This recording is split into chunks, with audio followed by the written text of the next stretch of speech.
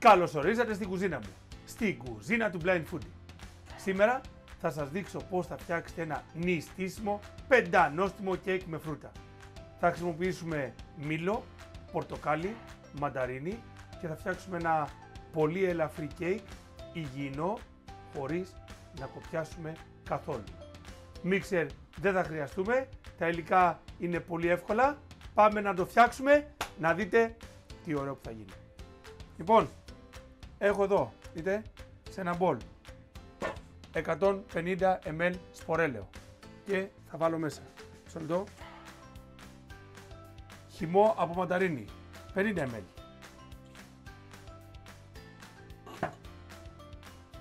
χυμό από πορτοκάλι 125 ml, 90 γραμμάρια καστανή ζαχαρίτσα, μέσα και ζάχαρη. Και έχουμε τώρα 1 γραμμάριο τριμμένο μοσχοκάριδο,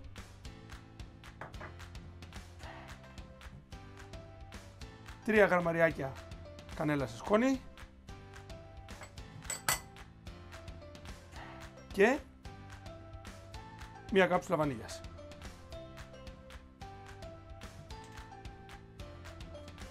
Σύρμα στο χέρι και ανακατεύω μέχρι να λιώσει η ζάχαρη μου.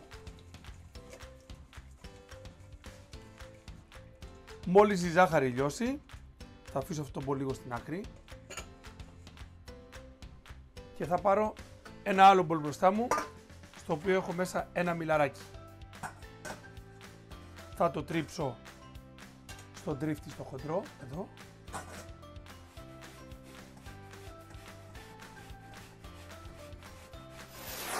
Και αφού τελειώσω, θα αφήσω στην άκρη το τρίφτη μου και θα στύψω με τα χέρια μου το μιλαράκι για να το βάλω στο μπολ με το λάδι.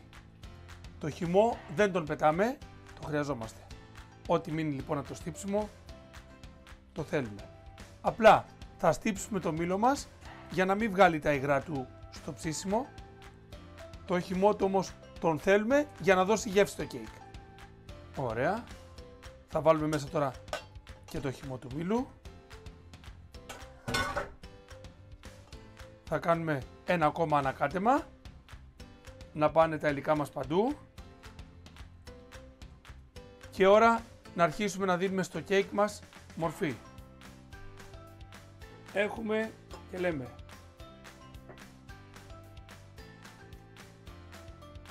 ένα γραμμάδιο σόδα μαγειρικής, 4 γραμμάρια baking powder και 225 γραμμάρια αλεύρι που φουσκώνει μόνο του. Μέσα όλα. Ανακατεύω καλά.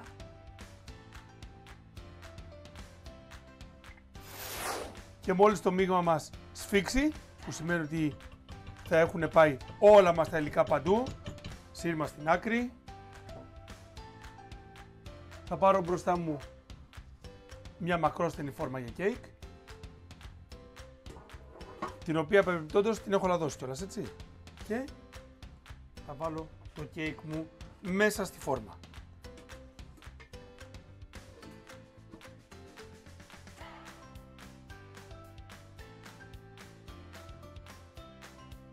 Το κέικ μας πήρε τέσσερα στη φόρμα και θα την κουνήσουμε καλά για να είναι ομοιόμορφο το κέικ μας παντού. Θα χτυπήσουμε και λίγο για να φύγει ο αέρας και θα βάλουμε το κεκάκι μας να ψηθεί στους 180 βαθμούς στον αέρα για μία περίπου ώρα.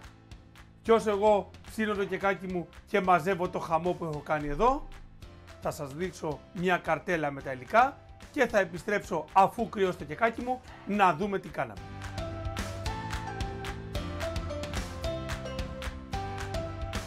Το κεκάκι μου ψήθηκε, μπήκε πάνω σε σκαρίτσα για να κρυώσει καλά και να μην υδρώσει εσωτερικά. Και τι θα κάνω τώρα? Έχω βάλει εδώ μέσα 7-8 γραμμάρια ζάχαρη άχνη και περίπου 1 γραμμάριο κανέλα σε σκόνη. Θα το αχνίσω.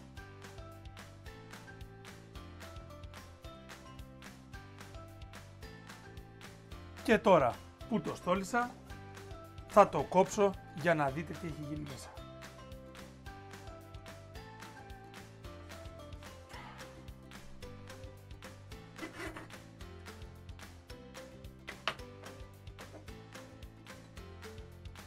Δείτε. Για να δούμε και από γεύση.